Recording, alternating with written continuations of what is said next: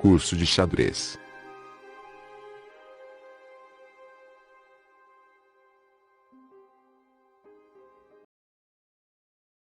Três movimentos especiais. Já vimos de que maneira se movimentam todas as peças. Neste vídeo, estudaremos três movimentos especiais que complementam os movimentos das peças. São eles: 1. Roque. 2. Captura, en passant. 3. Promoção do peão. Como você deve saber, o rei é a peça mais importante do jogo de xadrez. Proteger seu rei do ataque é como você evita perder o jogo. Por ser tão importante, existe um movimento especial, chamado roque, que você pode usar para colocar seu rei em um lugar seguro. O roque é o único momento em que você pode mover duas de suas peças, um rei e uma torre, em um único movimento. Aqui está uma configuração de tabuleiro com apenas o rei branco e as duas torres brancas. Você pode fazer roque na ala do rei, chamada de roque pequeno, ou na ala da dama, chamada de roque grande. Para o roque na ala do rei, primeiro mova o rei duas casas em direção à torre, para G1, depois mova a torre para um outro lado do rei, em F1. Para o roque na ala da dama, faça a mesma coisa. Mova o rei duas casas em direção à torre, para C1, e mova a torre para um outro lado do rei, em D1. Do ponto de vista das pretas, este é o roque na ala do rei. E este é o roque na ala da dama. Num jogo, o roque move o rei para longe do centro do tabuleiro, onde ele é mais vulnerável a ataques. Observe quão mais seguros os dois reis ficam depois do roque. Aqui, o roque na ala da dama das brancas, e o roque na ala do rei das pretas. Geralmente é uma boa ideia fazer o roque no início do jogo, tanto para proteger o rei, quanto para dar à torre a chance de controlar as colunas centrais. Existem 4 regras importantes que regem o roque. Regra número 1. O rei e a torre não podem ter saído de suas casas iniciais.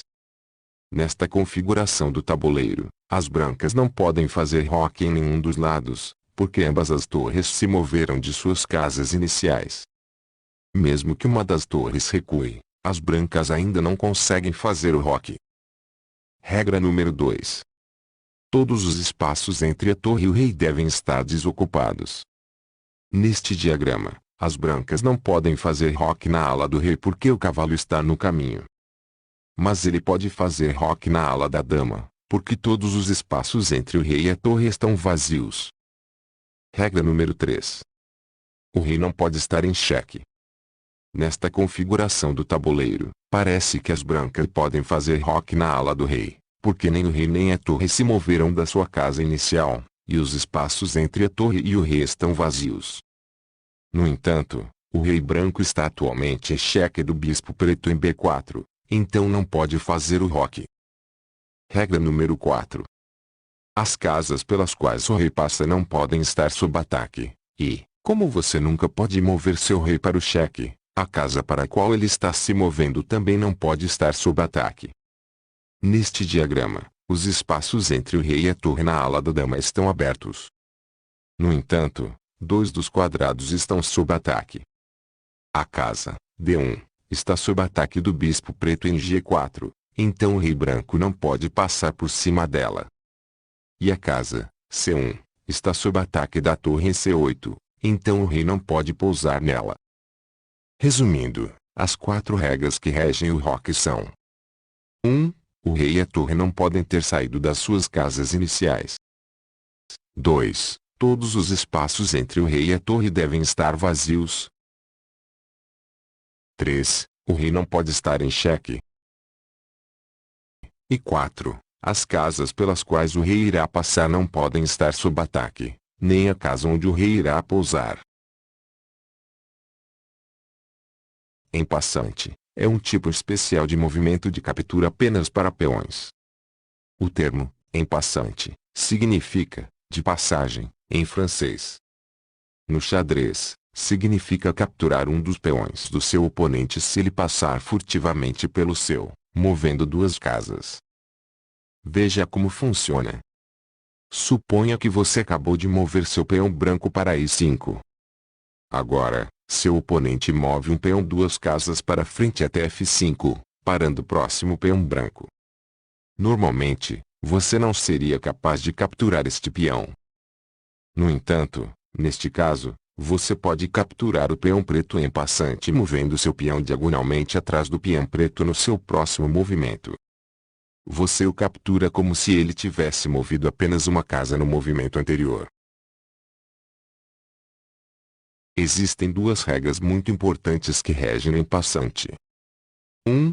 Você só pode capturar em passante se seu oponente moveu seu peão 2 casas para frente. 2. Você deve fazer a captura de em passante no seu próximo movimento. Aqui está um exemplo das pretas capturando o peão em passante das brancas. As brancas movem seu peão 2 casas, de D2 para D4. No seu próximo movimento, as pretas podem capturar o peão branco, em passante, movendo-se diagonalmente atrás do peão branco. Este é um movimento útil quando seu oponente tenta passar um peão pelo seu, movendo 2 casas.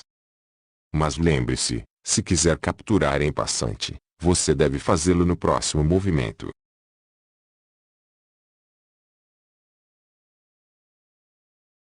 Quando um peão chega ao lado oposto do tabuleiro, ele pode ser promovido a qualquer peça, exceto o rei. Normalmente, os jogadores de xadrez optam por promover o peão à dama, porque essa é a mais poderosa de todas as peças de xadrez. Teoricamente, se todos os seus peões chegassem ao outro lado do tabuleiro sem serem capturados, você poderia ter um total de 9 damas do seu lado. Contudo, em algumas situações, um enxadrista pode optar por promover o seu peão a uma peça que não seja uma dama. Isso se chama subpromoção. Nesta configuração, quando o peão branco chega a F8, ele opta por promovê-lo a cavalo, alcançando assim o xeque-mate. Por causa da promoção, o peão de um oponente que não tem oposição é uma ameaça perigosa. Aqui, o rei branco está muito longe para capturar o peão preto.